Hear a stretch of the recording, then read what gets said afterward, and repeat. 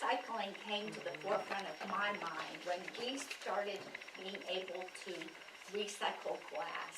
We had been putting the glass in with all of the other recyclable materials, and then we had to stop because of the way that it was being sorted. People were cutting their hands in sorting the materials. So it was exciting when we got to go back to recycling the glass. I say, if you can recycle it, do it. It's real important, and I'll tell you why in the next 5 to 7 minutes. Recycling glass was one of the things that was kind of hairy with our waste management. But recently, they've made it very easy for us to put it into a blue container. Now, all of the other things that we recycle go into a big can. They have you prepared to recycle your neighbor's recycling. I mean, they have so much space in this thing. And what you can put in there is aluminum cans, metal cans, paper, cardboard, magazines, phone books, just about anything you want to put in there, except for plastic bags.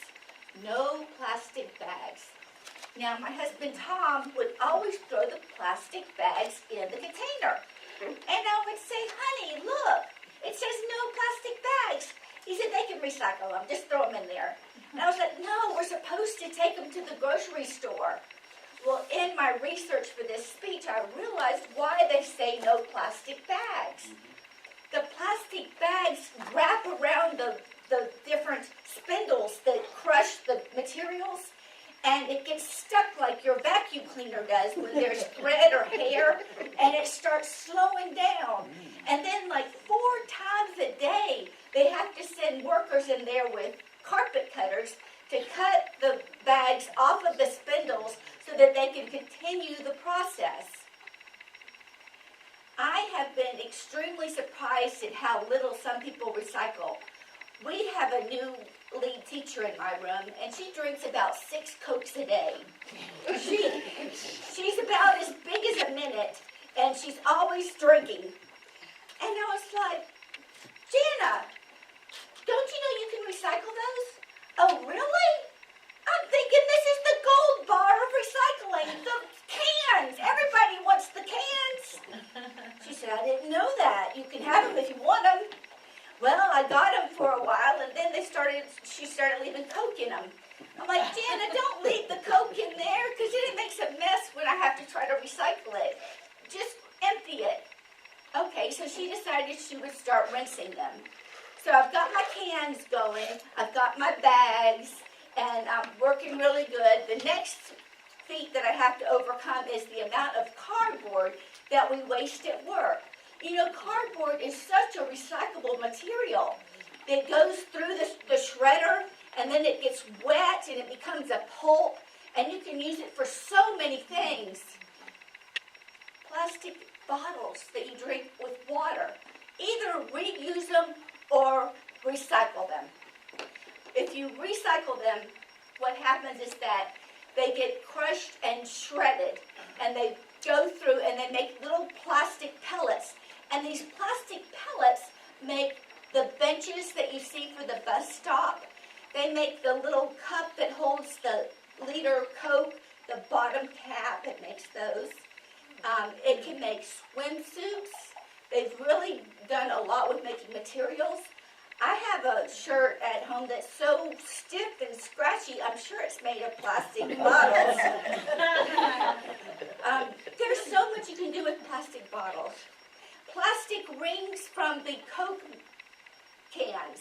If you recycle those, cut them so that they don't end up around the neck of some unknowing bird.